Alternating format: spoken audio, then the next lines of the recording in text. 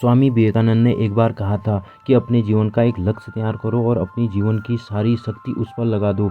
यही सफल होने का एकमात्र रास्ता है। हम में से कई लोग अब्दुल कलाम को अपना गुरु मानते हैं, लेकिन क्या आपको पता है अब्दुल कलाम अपना गुरु किसे मानते थे? स्वामी विवेकानंद को। और सिर्फ अब्दुल कलाम ही नहीं, निकोला टेस्ला, सुभाष चंद्र बोस, लाल बहादुर शास्त्री और कई ऐसे लीजेंड हैं जो अपना गुरु विवेकानंद को मानते थे। आज हम स्वामी जी की कुछ ऐसी कहानी आपको बताएंगे जिससे आपका पूरा जीवन बदल जाएगा।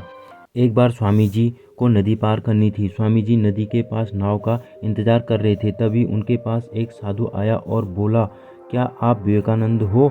स्वामी जी ने कहा, हाँ। तभी साधु बोले, आप यहाँ क्या कर रहे हो? स्वामी जी ने जवाब दिया, मुझे नदी पार करनी है, मैं नाव का इंतजार कर रहा हूँ।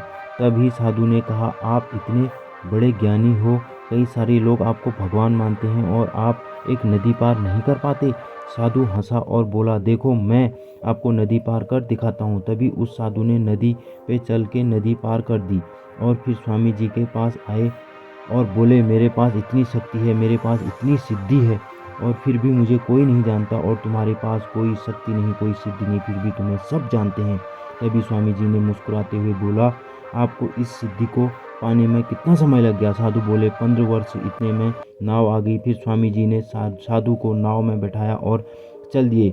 नदी पार करने के बाद जब स्वामी जी ने अपनी जेब से 2 ढेला निकाला और नाव वाले को दिया, यानी कि एक व्यक्ति का किराया 1 ढेला और 2 व्यक्ति का किराया 2 ढेला, तब स्वामी जी बोले, आपने अपने जीवन के 15 वर्ष 2 ढेले के काम में बर्बाद कर दिए। तब स्वामी जी बोले, यदि 15 वर्ष आपने समाज के कल्याण में लगाए होते, आपको पूरा विश्व जानता। स्वामी जी का इस कहानी से हम और आपको ये संदेश मिलता है, अपने समय को उस काम में लगाओ जो सभी के कल्याण के लिए और विश्व के उद्धार के लिए हो। एक बार स्वामी जी एक गली में जा रहे थे, तभी उनके पीछे कुछ बंदर पड़ गए। स्वामी जी उन बंदरों से पीछा छुड़ाने के लिए उनके आगे भागने लगे। तभी बंदर भी स्वामी जी के पीछे पीछे भागने लगे। एक आदमी बोला, आप इनसे डरो मत, इनका सामना करो, आप इनसे जितना डरोगे ये आपको उतने डराएंगे। तभी स्वामी जी पीछे मुड़े और बंदरों पर जोर से चिल्लाए। सारे बंदर दुम दबाकर वहाँ से भाग गए। इस कहानी का हम पर यह संदेश मिलता है, बंदरों की तरह हमारे नकारात्मक विचार भी हमारे पीछे पड़ जाते हैं, तभी हमें डट कर उनका सामना करना चाहिए और पलट कर उनसे जवाब देना चाहिए। एक बार स्वामी जी अपने गुरु रामकृष्ण परमहंस के साथ कहीं जा रहे थे। तभी उन्होंने एक आदमी देखा जो पत्थर पर कुछ बना रहा था। स्वामी जी के गुरु ने उनसे पूछा, आप पत्थर पर?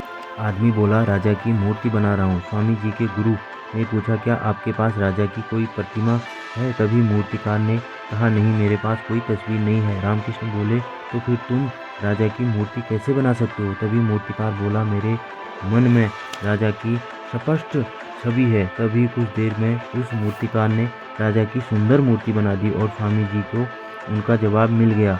कोई भी इंसान अपने जीवन में कुछ भी पाना चाहता है तो उस मुकाम की तस्वीर उसके मन मस्तिष्क में स्पष्ट दिखनी चाहिए, तभी वो अपने लक्ष्य में पूर्ण तरीके से विजयी हो जाएगा। Thank you so much.